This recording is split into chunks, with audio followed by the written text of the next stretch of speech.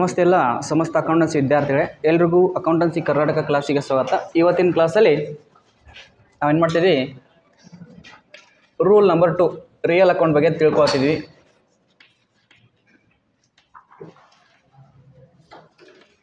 Okay, real account ಇವತ್ತಿನ ಕ್ಲಾಸಲ್ಲಿ real account ಬಗ್ಗೆ ತಿಳ್ಕೊತಿದ್ವಿ. ಲಾಸ್ಟ್ ಕ್ಲಾಸಲ್ಲಿ ಪರ್ಸನಲ್ ಅಕೌಂಟ್ ಬಗ್ಗೆ ನಿಮಗೆ ಒಂದು ಕ್ಲಾಸ್ನ ಮಾಡಿದ್ದೆ. ಕೆಲವೊಂದು ಜನ ವಿದ್ಯಾರ್ಥಿಗಳು ಅಬ್ಸೆಂಟ್ ಇದ್ರಿ, ಅಂಥ ವಿದ್ಯಾರ್ಥಿಗಳು ಏನು ಮಾಡಬೇಕು, ಹಿಂದಿನ ತರಗತಿಗಳನ್ನು ನೋಡಿದರೆ ನಿಮ್ಗೆ ಅಂಡರ್ಸ್ಟ್ಯಾಂಡ್ ಆಗುತ್ತೆ ಪರ್ಸನಲ್ ಅಕೌಂಟ್ ಯಾವ ರೀತಿ ಬಿಡಿಸ್ಬೇಕು. ಸೊ ಇನ್ನೊಂದ್ಸಲಿ ನಾನು ಏನು ಮಾಡ್ತೀನಪ್ಪ ಅಂದರೆ ಪರ್ಸನಲ್ ಅಕೌಂಟ್ ಬಗ್ಗೆ ರಿವಿಷನ್ ಮಾಡ್ತೀನಿ.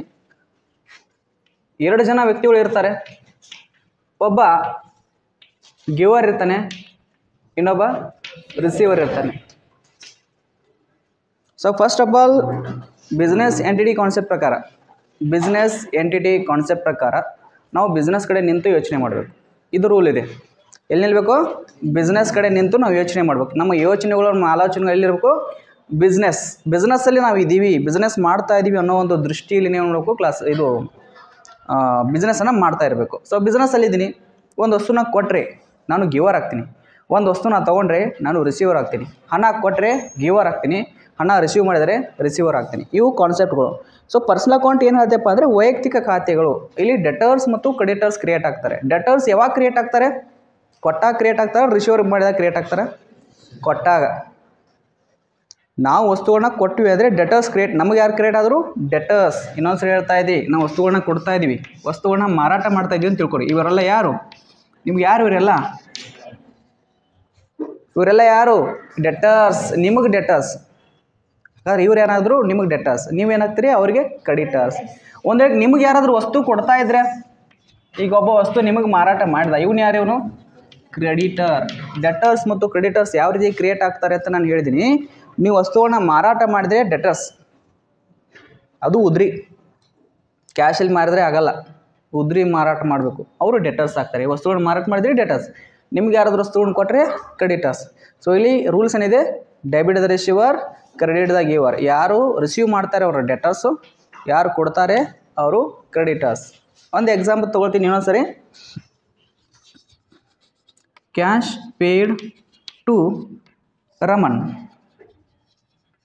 Cash paid to Raman. ರಮನ್ಗೆ ನಾವು ಹಣವನ್ನು ಕೊಡ್ತಾ ಇದ್ದೀವಿ. ಹಾಗಾದ್ರೆ ರಿಸೀವರ್ ಯಾರಿಲ್ಲಿ? Raman is a receiver. Raman receiver ಆದರೆ ರಮನ್ ಏನು ಮಾಡಬೇಕು? ಡೆಬಿಟ್ ಮಾಡಬೇಕು. ಇಲ್ಲಿ ಯಾರಿಲ್ಲ, ಕ್ಯಾಶ್ ಐತೆ, ಅದಕ್ಕಾಗಿ cash account, Raman account debit, cash account ಅಂತ ಹಾಕಬೇಕು. ಇದು ಲಾಸ್ಟ್ ಕ್ಲಾಸಲ್ಲಿ ಹೇಳ್ಕೊಟ್ಟಿದ್ದೆ. ಅದೇ ರೀತಿ ಲಾಸ್ಟ್ ಕ್ಲಾಸಲ್ಲಿ ಏನು ಮಾಡಿದೆಪ್ಪ ಅಂದರೆ ಒಂದು 10 ರಿಂದ 11 ಏನು ಕೊಟ್ಟಿದ್ದೆಪ್ಪ ನಿಮಗೆ? ಹೋಮ್ವರ್ಕನ್ನು ಕೊಟ್ಟಿದ್ದೆ. ಬಿಡಿಸಿದ್ರಲ್ಲ? ಓಕೆ, ಅದನ್ನೇ ಸ್ವಲ್ಪ ಸಾಲ್ವ್ ಮಾಡ್ತೀನಿ. ಸೊ ಫಸ್ಟ್ ಟ್ರಾನ್ಸಾಕ್ಷನ್ ಹೇಳಿ, ಅದನ್ನ ಸಾಲ್ವ್ ಮಾಡಿಬಿಟ್ಟು ಆಮೇಲೆ ರಿಯಲ್ ಅಕೌಂಟಿಗೆ ಹೋಗೋಣ. ಫಸ್ಟ್ ಟ್ರಾನ್ಸಾಕ್ಷನ್ ಏನಿದೆ? ಕ್ಯಾಶ್ ಪೇಯ್ಡ್ ಟು ಕ್ಯಾಶ್ ಡೆಪಾಸಿಟೆಡಾ? Okay, cash deposited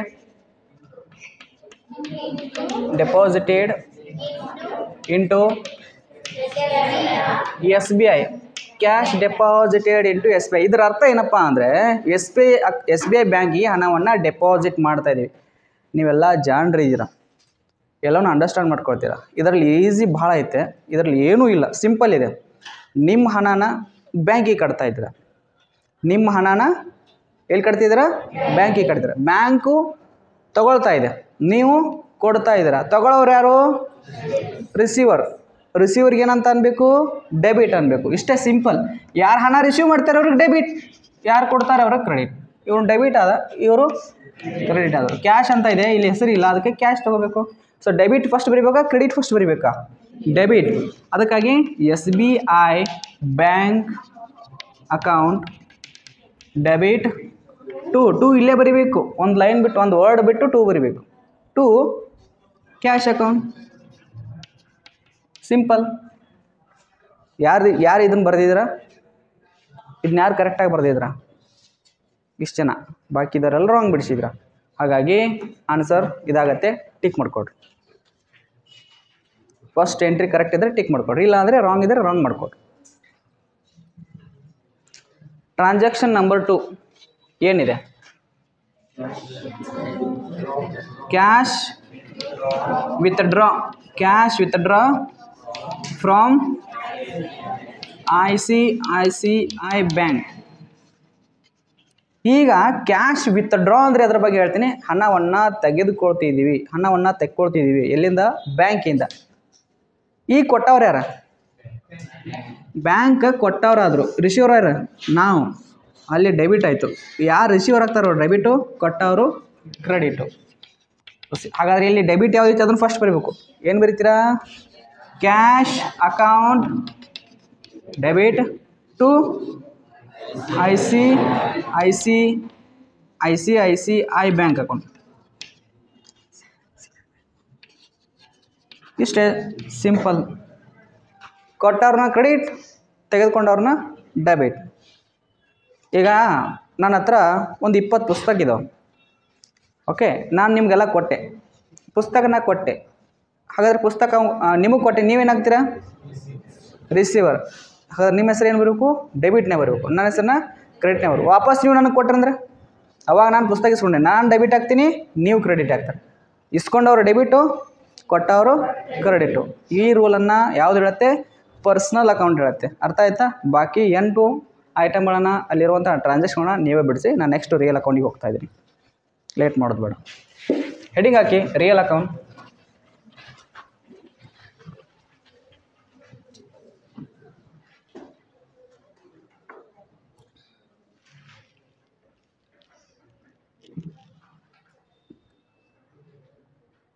Real account are the accounts.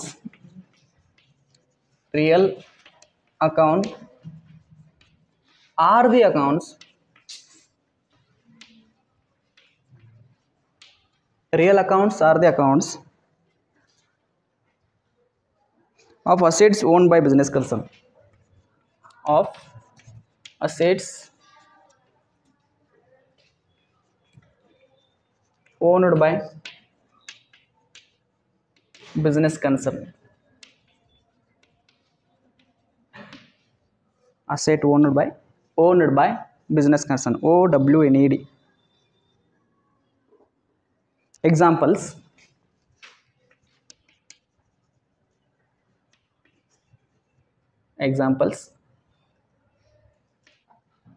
ಈ ಎಕ್ಸಾಂಪಲ್ಸ್ ಮತ್ತೆ 2 ಥರ. ಫಿಕ್ಸ್ಡ್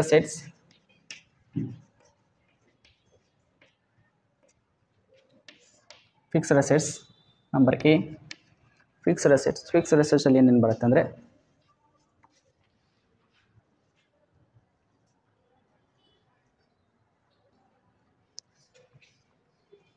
ಫಿಕ್ಸ್ಡ್ ಅಸೆಟಲ್ಲಿ ಮತ್ತೆ 2 ಥರ ಅಸೆಟ್ಸ್ ಬರ್ತವೆ. ಫಿಕ್ಸ್ಡ್ ಅಸೆಟಲ್ಲಿ ಇದು ನಂಬರ್ 1 ಅಂತ ಹಾಕೋಣ. ನಂಬರ್ 1ಅಲ್ಲಿ ಮತ್ತೆ 2 ಥರ.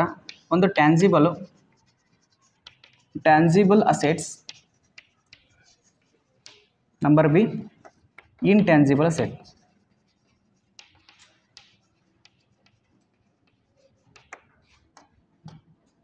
ವೇಟ್ ಮಾಡಿ, ಇದು ಬರ್ಕೋಬೇಡಿ, ವೇಟ್ ಮಾಡಿ, ಇದನ್ನಷ್ಟೇ ಬರ್ಕೊಳ್ಳಿ. ಎಕ್ಸಾಂಪಲ್ ಬರ್ಕೊಂಡ ತಕ್ಷಣ ಇದನ್ನು ಬರ್ಕೊಳ್ಳಿ. ಟ್ಯಾನ್ಸಿಬಲ್ ಅಸೆಟ್ ಏನೇನು ಬರುತ್ತೆ ಅಂದರೆ, land, building, machinery, vehicles,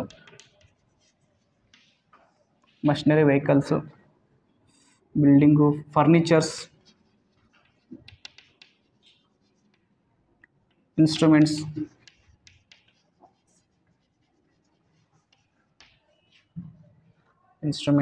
ETC.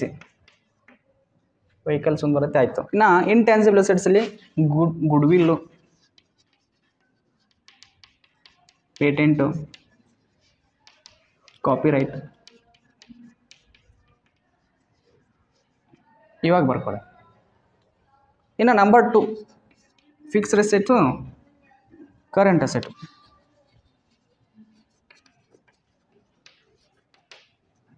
Current ಅಸೆಟಲ್ಲೂ ಮತ್ತು ನಾನ್ ಕರೆಂಟ್ ಅಸೆಟು, ಕರೆಂಟ್ ಅಸೆಟಲ್ಲಿ ಮತ್ತೆ ಡಿಫ್ರೆನ್ಸ್ ಏನಿಲ್ಲ, ಸಿಂಪಲ್ ಇದೆ. ಕರೆಂಟ್ ಅಸೆಟ್ ಬರ್ಕೊಳ್ಳಿ. ಕ್ಯಾಶ್, ಬ್ಯಾಂಕ್, ಸ್ಟಾಕು, ಇನ್ವೆಂಟ್ರಿ, ಎರಡು ಒಂದೇ. Stock, inventory. Next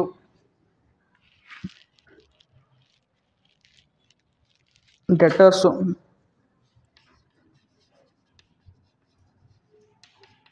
investment. ಇವೆಲ್ಲ ಕರೆಂಟ್ ಅಸೆಟ್ ಬರುತ್ತೆ. ಬೇಗ ಬರ್ಕೊಳ್ಳಿ, ಲೇಟ್ ಮಾಡಿಬಿಡಿ.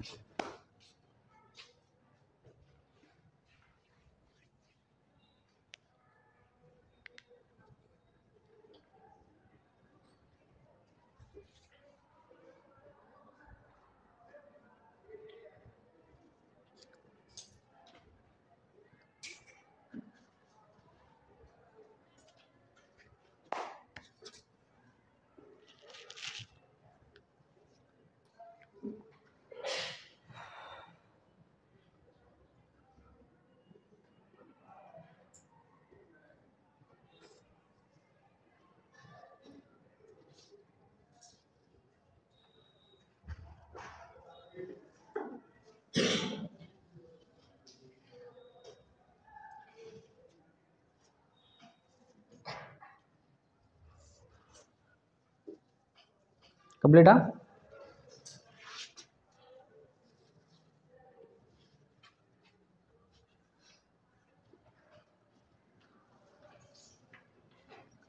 ಸಿಂಪಲ್ ಟಾಪಿಕ್ ಇದೆ, ಬೇಗ ಬರ್ಕೊಳ್ಳಿ, ಲೇಟ್ ಮಾಡೋಕ್ಕೆ ಹೋಗ್ಬಿಡಿ. ಆವಾಗಲೇ ಹಿಂದಿನ ಒಂದು ಕಾನ್ಸೆಪ್ಟಲ್ಲಿ ಏನಾಯಿತು, ಪರ್ಸನಲ್ ಅಕೌಂಟ್ ವೈಯಕ್ತಿಕ ಖಾತೆಗಳು ಬರ್ತಾವೆ, ನ್ಯಾಚುರಲ್ ಪರ್ಸನ್ ಬರುತ್ತಾ ಮತ್ತು ಆರ್ಟಿಫಿಷಿಯಲ್ ಪರ್ಸನ್ ಬರುತ್ತಾ. ನ್ಯಾಚುರಲ್ ಅಂದರೆ ಜೀವ ಇರುವಂಥ ವ್ಯಕ್ತಿಗಳು, ಆರ್ಟಿಫಿಷಿಯಲ್ ಅಂದರೆ ಜೀವ ಇರದೇ ಇರುವಂಥ ಸಂಸ್ಥೆಗಳು. ಸೊ ಎರಡು ಥರ ಅಕೌಂಟ್ಗಳನ್ನ ಮತ್ತು ಇನ್ನೊಂದು ಬರುತ್ತೆ, ಅದು ಬೇಡ. ಸೊ ಎರಡು ಸಿಂಪಲ್, ನ್ಯಾಚುರಲ್, ಆರ್ಟಿಫಿಷಿಯಲ್ ಎರಡು ಇಂಪಾರ್ಟೆಂಟ್ ಇದ್ದಾವೆ, ಅವುಗಳನ್ನ ತೊಗೋಬೇಕು. ಇನ್ನು ಇಲ್ಲಿ ಏನಾಗತ್ತಪ್ಪ ಅಂದರೆ ಅಸೆಟ್ಗಳ ಪ್ರಕಾರ ನಾವು ಏನು ಮಾಡ್ತೀವಿ ಅಂದರೆ ಇಲ್ಲಿ ಡಿವೈಡ್ ಮಾಡ್ತೀವಿ. ಯಾವ ಅಕೌಂಟ್ ಬಿಡಿಸ್ತಾ ಇದೀವಿ? ರಿಯಲ್ ಅಂದರೆ ಅಸ್ತಿತ್ವದಲ್ಲಿರುವಂತಹ, ರಿಯಲ್ ಅಂದರೆ ಅಸ್ತಿತ್ವದಲ್ಲಿರುವಂಥ, ಬರ್ಕೊಳ್ಳಿ, ಅಸ್ತಿತ್ವದಲ್ಲಿರುವಂಥ ಆಸ್ತಿಗಳ ಖಾತೆಗಳು ಅಂತ ಬರೀರಿ. ಅಸ್ತಿತ್ವದಲ್ಲಿರುವ ಆಸ್ತಿಗಳ ಖಾತೆಗಳು, ನೈಜ ಖಾತೆಗಳು, ನೈಜವಾದದ್ದು ಅಂತ ಕರಿತೀವಿ ನಾವು. ರಿಯಲ್ ಅಂದರೆ ರಿಯಲ್ ಆಗಿದೆ, ಡೂಪ್ಲಿಕೇಟ್ ಇದೆ ಅಂತಾರಲ್ಲ, ಹಾಗೆ ರಿಯಲ್ ಆಸ್ತಿಗಳು. Rule number 2, golden rule number 1 ಯಾವುದು? Personal account. ಯಾವುದು? ಜೋರ್ ಹೇಳಿ, ಯಾವುದು? ರೂಲ್ ನಂಬರ್ 2 ಯಾವುದು? Real account. ರೂಲ್ ನಂಬರ್ 2 ಯಾವುದು? ರಿಯಲ್. ಈ ರಿಯಲ್ ಅಕೌಂಟ್ ಯಾವುದಕ್ಕೆ ಸಂಬಂಧಪಟ್ಟಿದೆ? ಆಸ್ತಿಗಳು ನೆನ್ಪಿಟ್ಕೊಳ್ಳಿ. ಆಸ್ತಿಗಳು ಅನ್ನೋದಕ್ಕೆ ಒಂದು ಎಕ್ಸಾಂಪಲ್ ಕೊಡ್ತೀನಿ. ನೀವೇನಾದರೂ ಒಂದು ವಸ್ತು ತಂದ ಭಾಳ ದಿವಸ ತನಕ ಯೂಸ್ ಮಾಡಿದರೆ ಅದು ಆಸ್ತಿ ಆಗುತ್ತೆ. ಅರ್ಥ ಆಯ್ತಾ? ನೀವೇನಾದರೂ ಒಂದು ವಸ್ತು ತಂದು ಒಂದು ವಸ್ತುವನ್ನ ಭಾಳ ಲಾಂಗ್ ಟೈಮ್, ಒಂದು ವರ್ಷದ ತನಕ ಯೂಸ್ ಮಾಡಿದ್ರೆ ಅದು ಆಸ್ತಿ ಆಗುತ್ತೆ. ಸಿಂಪಲ್ ಟಾಪಿಕ್ ಹೇಳ್ತಾ ಇದ್ದೀನಿ. ಆಸ್ತಿ ಅಂದ್ರೇನು? ನೀವೇನಾದರೂ ಒಂದು ವಸ್ತುವನ್ನು ತಂದು ತುಂಬ ದಿನದವರೆಗೆ ಯೂಸ್ ಮಾಡಿದರೆ ಆಸ್ತಿ ಆಗುತ್ತೆ. ಇವತ್ತು ತಂದು ನಾಳೆ ಮಾರಿದರೆ ಗೂಡ್ಸ್ ಆಗುತ್ತೆ, ಸರಕು ಆಗುತ್ತೆ. ಅರ್ಥ ಆಯ್ತಾ? ಈಗ ಸರ್ ನೀವು ಬರ್ಸಿದ್ರಿ, ಸರ್ ಲ್ಯಾಂಡ್ ಬರ್ಸಿದ್ರಿ, ಬಿಲ್ಡಿಂಗ್ ಬರ್ಸಿದ್ರಿ, ಮಷಿನರಿ ಬರ್ಸಿದ್ರಾ. ಇವತ್ತು ನಾನು ಮಷಿನರಿ ತಂದು ಇವತ್ತೇ ಮಾರ್ತಾ ಇದ್ದೀನಿ, ಹಾಗಾದ್ರೆ ಅದು ಆಸ್ತಿ ಆಗುತ್ತಾ? ಏನಾಗುತ್ತೆ? ಗೂಡ್ಸ್ ಆಗುತ್ತೆ. ಯಾಕೆ? ನಂದು ಮಷಿನರಿ ಅಂಗಡಿ ಇದೆ, ನಾನು ಮಷಿನರಿ ತರ್ತೀನಿ ಮಾರ್ತೀನಿ. ಹಾಗಾದರೆ ಮಷಿನರಿ ತಂದು ಮಾರೋದು ಆಸ್ತಿ ಆಗಲ್ಲ, ಅದು ಗೂಡ್ಸ್ ಆಗುತ್ತೆ. ಯಾರಿಗೆ? ಆ ವ್ಯಕ್ತಿಗೆ. ಅದೇ ಆ ವ್ಯಕ್ತಿ ಮಷಿನರಿ ಅಂಗಡಿಯಲ್ಲಿ ಒಂದು ಫ್ಯಾನ್ ಹಾಕಿದ್ದಾನೆ, ಅದು ಆಸ್ತಿ ಆಗುತ್ತಾ? ಅದೇ ಮಷಿನರಿ ಅಂಗಡಿಯಲ್ಲಿ ಒಂದು ಮಷಿನನ್ನು ಅವನು ಯೂಸ್ ಮಾಡ್ತಾ ಇದ್ದಾನೆ, ಆಸ್ತಿ ಆಗುತ್ತೆ. ಅರ್ಥ ಆಗ್ತಿದೆಯಾ? ನಿಮ್ಮ ಮನೆಯಲ್ಲಿ ಟ್ರೆಜರಿ ಬೇಕಾಗಿತ್ತು, ಅಥವಾ ನಿಮ್ಮ ಮನೆಯಲ್ಲಿ ಒಂದು ಸೋಫಾ ಬೇಕಾಗಿತ್ತು, ಸೋಫಾ ತಂದು ಯೂಸ್ ಮಾಡ್ತಾ ಇದ್ದಾರೆ. ಅರ್ಥ ಆಯ್ತಾ? ಸೋಫಾ ತಂದು ಒಂದು ವರ್ಷ ತನಕ ಯೂಸ್ ಆಸ್ತಿ ಆಗುತ್ತಾ? ಗೂಡ್ಸ್ ಆಗುತ್ತಾ? ಅದನ್ನು ನೋಡಿಬಿಟ್ಟು ಇನ್ನೊಬ್ಬರು ನಿಮ್ಮ ಪಕ್ಕದ ಮನೆಯವ್ರು ಕೇಳಿದ್ರು, ಎಷ್ಟು ಚೆನ್ನಾಗಿದೆ ಸೋಫಾ, ನನಗೊಂದು ಬೇಕು ಅಂದರು. ಆವಾಗ ನೀವು ತರಿಸಿ ಕೊಟ್ರಿ, ಆಸ್ತಿ ಆಗುತ್ತಾ? ಗೂಡ್ಸ್ ಆಗುತ್ತಾ? ಅದು ಲಾಭ ಆಗಲಿ ನಷ್ಟ ಆಗಲಿ ಆಮೇಲೆ ಅದು ಮಾತು. ಈಗ ಏನಾಯಿತು? ಗೂಡ್ಸ್ ಆಯಿತು. ತಂದು ಕೊಟ್ರಿ ಅಂದರೆ ಗೂಡ್ಸು, ಅದನ್ನು ನೀವೇ ಯೂಸ್ ಮಾಡ್ತಿದ್ರೆ ಆಸ್ತಿ. ಇಷ್ಟೇ ಸಿಂಪಲ್. ರಿಯಲ್ ಅಕೌಂಟ್ಗೆ ಇದೇ ಒಂದು ಮುಖ್ಯ ಪಾಯಿಂಟ್. ನೀವು ತಂದು ಇಟ್ಕೊಂಡು ಅದನ್ನ ಯೂಸ್ ಮಾಡಿದ್ರೆ ಆಸ್ತಿ. ಏನು ಮಾಡ್ತಾಯಿದ್ದಿಲ್ಲ? ಏನು ಮಾಡ್ತಿದ್ರಿ? Stand up. ಏನು ಮಾಡ್ತಿದ್ಯಾ? ತೆಗೆದು ವಾಚ್ ಬ್ಯಾಗಲ್ಲಿಡು, ತೆಗೆದು ಈ ಕಡೆ ಲಕ್ಷ್ಯ ಇರಲಿ, ನಿಂತ್ಕೊಂಡು ನನಗೆ ಪನಿಷ್ಮೆಂಟ್ ಹಂಗೆ. ಓಕೆ, ಏನು ಹೇಳಿದೆ ಹೇಳು? ನಾನು ಏನು ಹೇಳಿದೆ ಹೇಳು? Stand up. ನೀನು ಎದ್ನಿಲ್ಲ, ಹೇಳು, ಏನು ಹೇಳಿದೆ?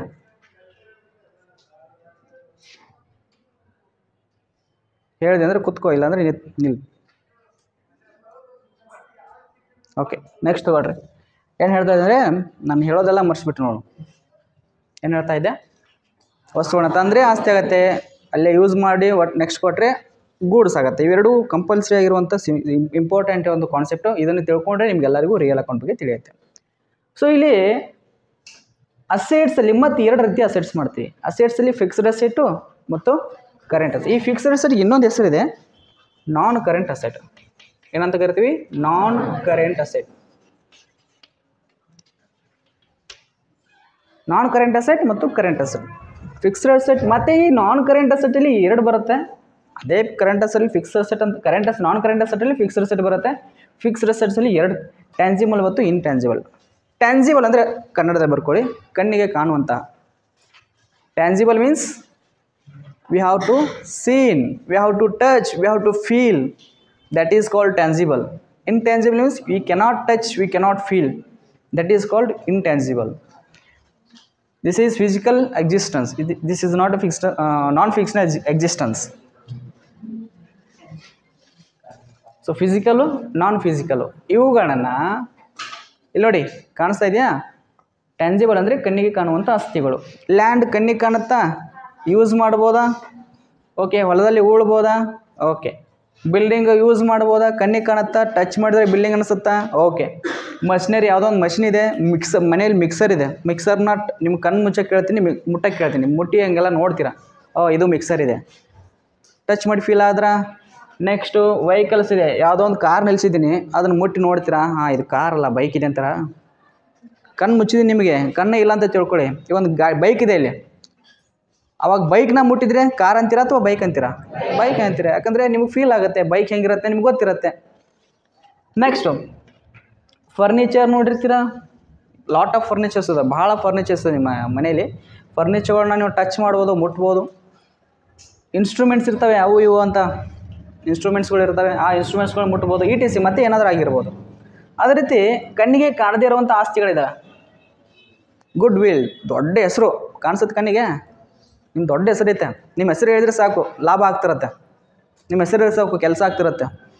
ಈಗ ಒಬ್ಬ ಬಡವ್ರ ಮನೆ ಹುಡುಗ ಒಂದು ನೆಮ್ಮದಿ ಕೇಂದ್ರಕ್ಕೆ ಹೋಗಿ, ಅಂದರೆ ವಿಧಾನಸೌಧಕ್ಕೆ ಹೋಗಿ ಏನು ತೆಗಿತಾನೆ? ಇನ್ಕಮ್ ಕಾಸ್ಟನ್ನು ತೆಗಿಯಕ್ಕೆ ಹೋಗಿರ್ತಾನೆ. ಅವ್ನು ತೆಗಿಬೇಕಾದ್ರೆ 1 ವಾರ 2 ವಾರ ಬೇಕು. ಅದೇ ದೊಡ್ಡ ಮನೆ ಹುಡುಗ, MLA ಕಡೆ ಹುಡುಗ ಹೋಗಿ ಇನ್ಕಮ್ ಕಾಸ್ಟ್ ಕೊಟ್ಟ ಅಂದರೆ ಇವತ್ತೇ ಬರುತ್ತೆ. ಯಾಕೆ ಹಿಂಗೆ? MLA ಏನಿದೆ? ದೊಡ್ಡ ಹೆಸರಿದೆ. ಆ ದೊಡ್ಡ ಹೆಸರಿಂದ ಏನಾಯಿತು? ಲಾಭ ಆಯಿತು. ಹಾಗೆ ಇಲ್ಲೂ ಕೂಡ ಆ ಸಂಸ್ಥೆಗೆ ದೊಡ್ಡ ಹೆಸರು ಇರುತ್ತೆ, ಆ ದೊಡ್ಡ ಹೆಸರೇನೆ ಅವ್ರಿಗೆ ಆಸ್ತಿ. ಅದಕ್ಕೆ ಏನಂತ ಕರಿತೀವಿ? ಕಣ್ಣಿಗೆ ಕಾಣದೇ ಇರುವಂಥ ಆಸ್ತಿ. ಅದು ಯಾವುದು? ಅವ್ರ ಹೆಸರು.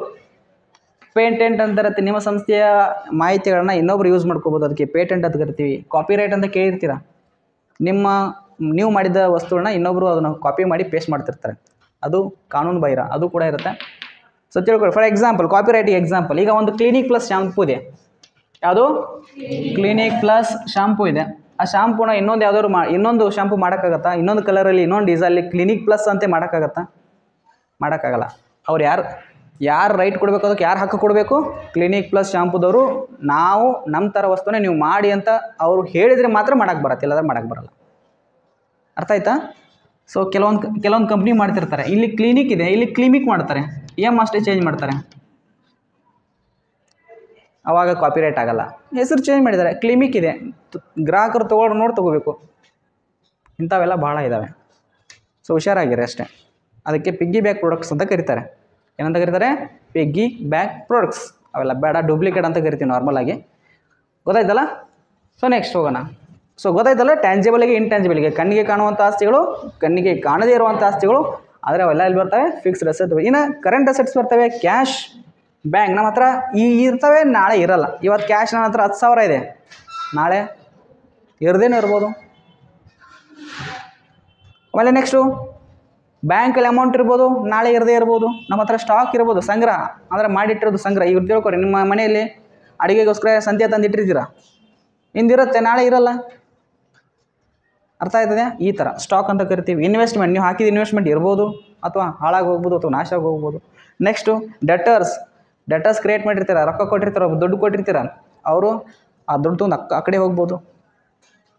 ಇವೆಲ್ಲ ಸ್ಥಿರವಾಗಿರಲ್ಲ, ಎಕ್ಸಿಸ್ಟೆನ್ಸ್ ಆಗಿರಲ್ಲ, ಬರ್ತಾವಂತ ಗೊತ್ತಿರಲ್ಲ, ಆದರೂ ಅದ್ರ ಮೇಲೆ ಕೈ ಹಾಕಿರ್ತೀವಿ. ಹಣ ಇರುತ್ತೆ, ನಾಳೆ ಇರಲ್ಲ, ಈ ಥರ. ಓಕೆ. ಇನ್ವೆಸ್ಟ್ಮೆಂಟ್ಸ್ ಇವೆಲ್ಲ ಏನಪ್ಪ ಅಂದರೆ ಕರೆಂಟ್ ಅಸೆಟ್ಸ್ ಅಂತ ಕರಿತೀವಿ. ಇವು fixed assets.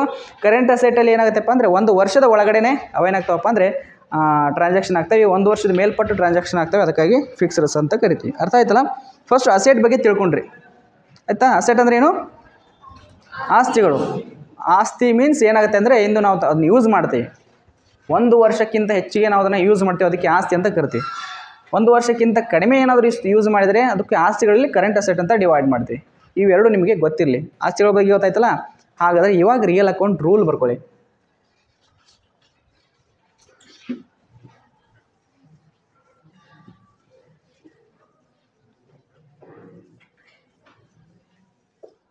Rule, real account rule.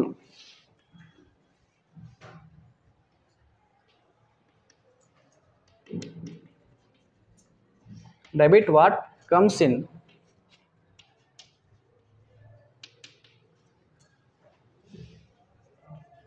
Credit what goes out.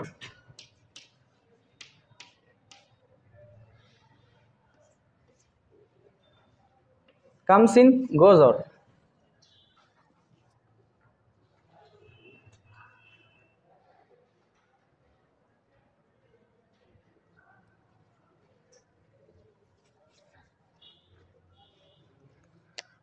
ಆಯ್ತಾ? ಇದರ ಅರ್ಥ ನಮಗೇನು ಬರುತ್ತಲ್ಲ ಅದನ್ನು ಡೆಬಿಟ್ ಮಾಡಬೇಕು. ಓನ್ಲಿ ಆಸ್ತಿಗಳಿಗೆ ಮಾತ್ರ, ಗೂಡ್ಸ್ ಅಲ್ಲ, ಓನ್ಲಿ ಆಸ್ತಿಗಳು ಮಾತ್ರ. ನಮಗೇನು ಬರುತ್ತಲ್ಲ ಅದನ್ನು ಡೆಬಿಟ್ ಮಾಡಬೇಕು. ನಮ್ಮಿಂದ ಏನು ಆಸ್ತಿಗಳು ಹೊರಗೆ ಹೋಗುತ್ತಲ್ಲ ಅದನ್ನು ಕ್ರೆಡಿಟ್ ಮಾಡಬೇಕು. ಸಿಂಪಲ್ ಇದೆ. ಬಂದು ಡೆಬಿಟ್ ಹೋದರೆ ಕ್ರೆಡಿಟ್. ಈಗ ಒಂದು ಸ್ಟೂಡೆಂಟ್ಸು ಅಲ್ಲಿ ಬಾಗಿಲಲ್ಲಿ ಎತ್ಕೊಂಡು may I come in sir ಅಂತ ಕರೀತಾರೆ. ಅವಾಗ ಎಸ್ ಕಮ್ ಇನ್ ಅಂತ ನಾನು ಅಂತೀನಿ. ಒಳಗೆ ಬಂದರೆ ಡೆಬಿಟು. ಸರ್ ನಾನು ಹೊರಗೆ ಹೋಗಲ್ಲ ಅಂದರೆ credit. Comes in debit, goes out credit. ಬಂದರೆ ಕ್ರೆಡಿಟು, ಹೋದರೆ ಅಲ್ಲ, ಬಂದರೆ ಡೆಬಿಟು, ಹೋದರೆ ಕ್ರೆಡಿಟು. ಇಷ್ಟೇ. ಓಕೆ. ಇನ್ನೊಂದು ಮ್ಯಾರೇಜ್ ಆಗಿರುತ್ತೆ, ಹೆಣ್ಮಗಳು ಮನೆಯಾಗೆ ಬರ್ತಾಳೆ, ಡೆಬಿಟು. ತವ್ರ ಮನೆಗೆ ಹೋದರೆ ಸಿಂಪಲ್. ಅಷ್ಟೇ ಇದೆ. ಅರ್ಥ ಆಯ್ತಲ್ಲ? ನಿಮಗೇನಾದರೂ ಬಂತು ಅಂದರೆ ಅದು ಆಸ್ತಿಗಳಲ್ಲಿ ಮಾತ್ರ. ಅದೇ ಹೇಳ್ತಿದ್ದೀನಿ, ಎಲ್ಲನೂ ಆಗಲ್ಲ. ಓನ್ಲಿ ಆಸ್ತಿಗಳು, real account related, fully related with assets. So ಅದಕ್ಕಾಗಿ ಹೇಳ್ತಾರೆ real accounts R the accounts of the assets owned by business concern. Assets own ಅಂದರೆ ಅಸೆಟನ್ನು ಪಡೆದುಕೊಳ್ಳುವುದು. ಅಸೆಟನ್ನು ಪಡೆದುಕೊಳ್ಳೋದು ಬಿಸ್ನೆಸ್ ಕನ್ಸಲ್ಲಿ ಯಾವ್ದು ಅಸೆಟ್ ಪಡಿತಾರಲ್ಲ ಅದು ರಿಯಲ್ ಅಕೌಂಟಿಗೆ ಸೇರುತ್ತೆ. ಕ್ಯಾಶ್ ಬಂತಾ ಡೆಬಿಟ್, ಕ್ಯಾಶ್ ಹೋಯ್ತಾ ಕ್ರೆಡಿಟ್. ಬ್ಯಾಂಕಿಗೆ ಕ್ಯಾಶ್ ಕಟ್ಟಿದ್ವಾ ಕ್ರೆಡಿಟ್, ಬ್ಯಾಂಕಿಂದ ಕ್ಯಾಶ್ ತಗೊಂಡ್ರೆ ಡೆಬಿಟ್. ಸಿಂಪಲ್. ಒಂದಕ್ಕೊಂದು ರಿಲೇಟೆಡ್ ಇದೆ. ಒಂದು ಎಕ್ಸಾಂಪಲ್ ತೋರಿಸ್ತಾ ಇದ್ದೀನಿ.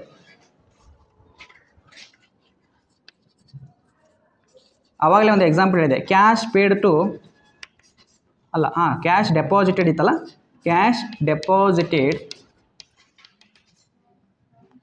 Cash deposit into S B I ಅಂತ ಇತ್ತು. ಅರ್ಥ ಆಯ್ತಾ? ಎಸ್ ಬಿ ಐ ಯಾವುದಿದು? ಪರ್ಸನಲ್ ಅಕೌಂಟ್, ರಿಯಲ್ ಅಕೌಂಟಾ? Personal account. Cash personal account ಆಗಲ್ಲ, ಅದು ಯಾವಾಗಲೂ ರಿಯಲ್ ಅಕೌಂಟ್ ಇರುತ್ತೆ. ಸರ್ ಏನು ಸರ್ ಅವಾಗಲೇ ಹಂಗೆ ಹೇಳಿದ್ರಿ, ಮತ್ತು ಈಗ ಯಾಕೆ ಹಿಂಗೆ ಹೇಳ್ತಿದ್ದೀರಾ? ನಾನು ಹೇಳೋದೊಂದು ತಾತ್ಪರ್ಯ ಇದೆ. ಏನಪ್ಪ ಅಂದರೆ ಎಸ್ ಬಿ ಐ ಅನ್ನೋದು ಒಂದು ನ್ಯಾಚುರಲ್, ಆರ್ಟಿಫಿಷಿಯಲ್ ಪರ್ಸನ್. ಆದರೆ ಕ್ಯಾಶು ಯಾವಾಗಲೂ ಏನಾಗಲ್ಲಪ್ಪ ಅಂದರೆ ಪರ್ಸನಲ್ ಅಕೌಂಟ್ದಾಗ ಬರಲ್ಲ. ಆದರೆ ನಾವು ಅದು ತೊಗೊಂಡು ಬಿಡಿಸ್ತಾ ಇದ್ದೀನಿ ಅಷ್ಟೇ. ಅಂದರೆ ಯಾರಿಲ್ಲ ಅಂದರೆ ಅದು ಕ್ಯಾಶ್ ತೊಗೊಳ್ತಾ ಇದ್ದೀವಿ. ಯಾರಾದರೂ ಇದ್ದರೆ ಹೆಸರು ತೊಗೊಳ್ತಿದ್ವಿ, ಯಾರೂ ಇಲ್ಲ ಅಂದರೆ ಅದಕ್ಕೆ ಏನು ಮಾಡ್ತಾಯಿದ್ವಿ, ಕ್ಯಾಶ್ ತೊಗೊಳ್ತೀವಿ. ಈಗ ಕ್ಯಾಶ್ ರಿಯಲ್ ಅಕೌಂಟ್ ಆಯಿತು. Cash deposited into bank. Cash ಎಲ್ಲಿ ಹೋಗ್ತಾ ಇದೆ? ಬ್ಯಾಂಕಿಗೆ ಹೋಗ್ತಾ ಇದೆ. Cash goes out. ಹಾಗಾದ್ರೆ ಏನಾಗುತ್ತೆ? ಕ್ಯಾಶ್ ಗೋಸ್ ಔಟ್ ಆಯ್ತಾದರೆ ಕ್ರೆಡಿಟ್ ಆಗುತ್ತಾ? Okay. S B I account ಏನಾಗುತ್ತೆ? S B I account debit. Rules ನೋಡಿ, ಪರ್ಸನಲ್ ಅಕೌಂಟಲ್ಲೂ ಸೇಮ್ ಆಗುತ್ತೆ. S B I account debit to cash account. ನೀವು ಎರಡೂ ರೂಲ್ಸ್ನ ಪರೀಕ್ಷಿಸಿ ನೋಡಿ. ಫಸ್ಟ್ ರೂಲ್ಸ್ ತೊಗೊಳ್ತೀನಿ. ಯಾವುದು? Personal account rules. Stand up. Personal account rules ಏನು? ಯಾರು ರಿಸೀವ್ ಮಾಡ್ತಾರೆ ಅವರು ಡೆಬಿಟ್ ಮಾಡಬೇಕು. ಎಸ್ ಬಿ ಐ ಅಕೌಂಟ್ ಏನೈತೆ, ರಿಸೀವ್ ಮಾಡಿದೆ, ಅದನ್ನು ಡೆಬಿಟ್ ಮಾಡಿದ್ವಿ, ಅದಕ್ಕಾಗಿ ಮೇಲ್ ಬಂತು. ಬಾಕಿದನ್ನು ಕ್ರೆಡಿಟ್ ಮಾಡಿದ್ವಿ, ಕೆಳಗೆ ಬಂತು. ಇನ್ನು ರಿಯಲ್ ಅಕೌಂಟ್ದಾಗ ಬರೋಣ. ರಿಯಲ್ ಅಕೌಂಟ್ ರೂಲ್ಸ್ ಏನಿದೆ? Debit what comes in, credit what goes out. ಈಗ ಅಮೌಂಟ್ ಹೋಗಿದೆಯಾ ಬಂದಿದೆಯಾ? ಕ್ಯಾಶ್ ಡೆಪಾಸಿಟೆಡ್ ಅಂದರೆ ಕ್ಯಾಶ್ ಹೋಗಿದೆ. ಎಲ್ಲಿ ಹೋಗಿದೆ? ನೆಪ್ಸೋಣ.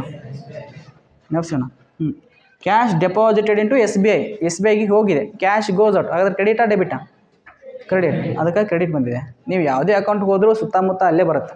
Personal account, real account, nominal account. ಒಂದು ಸರಿ ನೀವು ಅಂಡರ್ಸ್ಟ್ಯಾಂಡ್ ಮಾಡ್ಕೊಂಡ್ರಿ ಅಂದರೆ ನಿಮ್ಮ ಲೈಫ್ ಟೈಮ್ ಇದು ಮರೆಯೋಕ್ಕಾಗಲ್ಲ. ಅರ್ಥ ಆಯ್ತಾ? ಸೊ ಅದರ ಎಕ್ಸಾಂಪಲ್ ಕೊಡ್ಲಾ? ಬರ್ಕೊಳ್ತೀರಾ? ಬರ್ಕೊಳ್ಳಿ.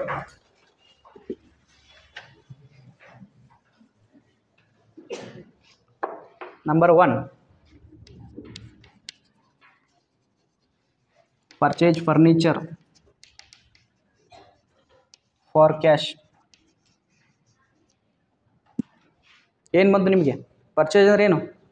ಫರ್ನಿಚರ್ನ ಪರ್ಚೇಸ್ ಮಾಡ್ತೀರಾ? ವೇಟ್ ಮಾಡಿ ಒಂದು ನಿಮಿಷ, ಬರ್ಕೋಬೇಡಿ. ಪರ್ಚೇಸ್ ಫರ್ನಿಚರ್ ಫಾರ್ ಕ್ಯಾಶ್ ಇದರ ಅರ್ಥ ಪರ್ಚೇಸ್ ಫರ್ನಿಚರ್ ಫಾರ್ ಕ್ಯಾಶ್ ಅಂದರೆ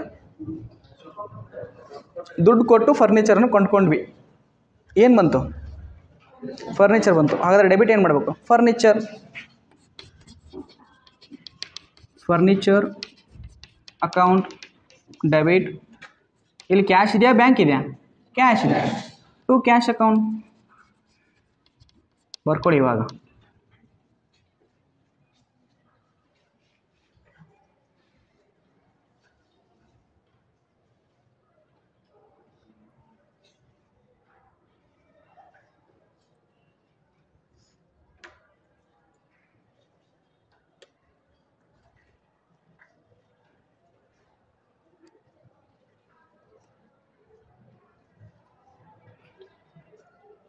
ಎಷ್ಟೇ ಟೈಮ್?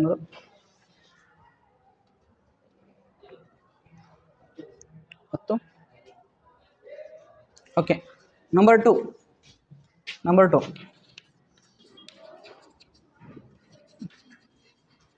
ಪರ್ಚೇಸ್ ಮಷಿನರಿ ಏನಾಗುತ್ತೆ? ಯಾರು ಹೇಳ್ತೀರಾ? ಫಾರ್ ಚೆಕ್ ಇದೆ. ಪರ್ಚೇಸ್ ಮಷಿನರಿ ಫಾರ್ ಚೆಕ್ ಇದೆ. ಚೆಕ್ ಅಂದರೆ ಬ್ಯಾಂಕ್, ನೆನ್ಪಿಟ್ಕೊಳ್ಳಿ. Purchase machinery cheque for cheque ಏನಾಗುತ್ತೆ? Machinery account debit bank account ಬರ್ಕೊಳ್ಳಿ.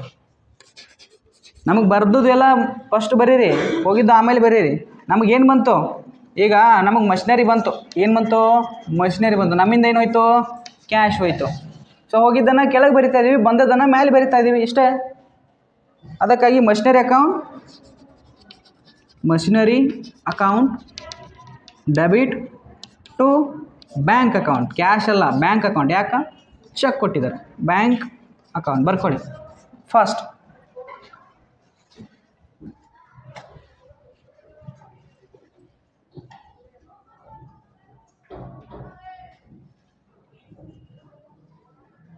ಆಯಿತಾ? Next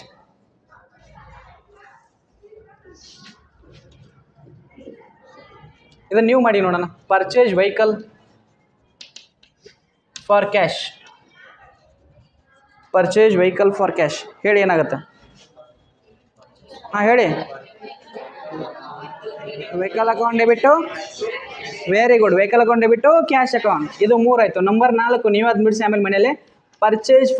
purchase land by cheque. ಯಾರು ಹೇಳ್ತೀರಾ?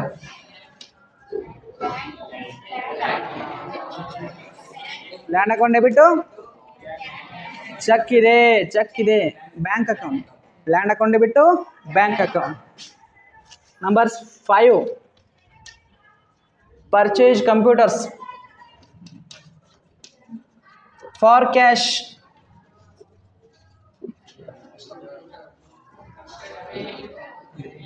ಹಾಂ, computers account ಡೆಬಿಟ್ಟು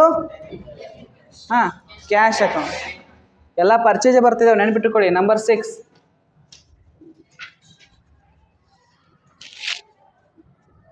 purchase electronics for cash. Electronics account debit cash account. Same ಎಲ್ಲ ಹಂಗೆ. ಏನು ಫಸ್ಟಿಗೆ ಬಿಡಿಸಿದ್ದೀವಲ್ಲ, furniture account debit cash account. Machinery account debit bank account. Vehicles for cash ಇದೆ, vehicles account debit cash account. Land account debit bank account. Computers account debit cash account. Electronics account debit cash account. ನಮಗೆ ಬಂದದ್ದು ಎಲ್ಲ debit. ನಮಗಿನ್ನು ನಾವೇನಾದರೂ ಮಾರಾಟ ಮಾಡಿದರೆ, for example number 7 sold land for cash. ಹಿಂಗಿತ್ತಂದರೆ ಬಿಲ್ಡಿಂಗ್ನ ಮಾರಾಟ ಮಾಡ್ತಿದ್ದೀರಾ, ನಿಮಗೆ ಕ್ಯಾಶ್ ಬರ್ತಾ ಇದೆ. ಇವಾಗ ಏನಾಗುತ್ತೆ? Very good. Cash account debit land account. ಮಾರಾಟ ಮಾಡಿದ್ರೆ ನೀವೇನು ಮಾರಾಟ ಮಾಡಿದ್ರೆ ಕೆಳಗೆ ಹೋಗಿ ಬಂದದನ್ನ ಮೇಲೆ ಇಲ್ಲಿಗೆ ಕಂಪ್ಲೀಟ್ ಆಗಲಿಲ್ಲ. ಸೊ ನೀವೇನು ಮಾಡಬೇಕು? ಇಲ್ಲಿವರೆಗೆ ಮನೆಯಲ್ಲಿ ಏನು ಮಾಡಬೇಕು? ಬಡಿಸ್ಕೊಂಡ್ಬರ್ಬೇಕು. ಇಲ್ಲಿಂದ ಮುಂದೆ ನಾನು ಮತ್ತೆ ಹೇಳ್ತೀನಿ. ಇದ್ರ ಜೊತೆಗೆ ಏನು ಲೆಟರ್ಸ್ ಆ್ಯಡ್ ಮಾಡ್ಕೊಂಡು ಅಪ್ಲೋಡ್ ಹೇಳ್ತೀನಿ. ಓಕೆ, ಇವತ್ತಿನ ಕ್ಲಾಸ್ ನಮ್ಗೆ ಹೇಳ್ತೀನಿ. ನೆಕ್ಸ್ಟ್ ಕ್ಲಾಸಲ್ಲಿ ಮತ್ತೆ ಬಿಡ್ತೀನಿ.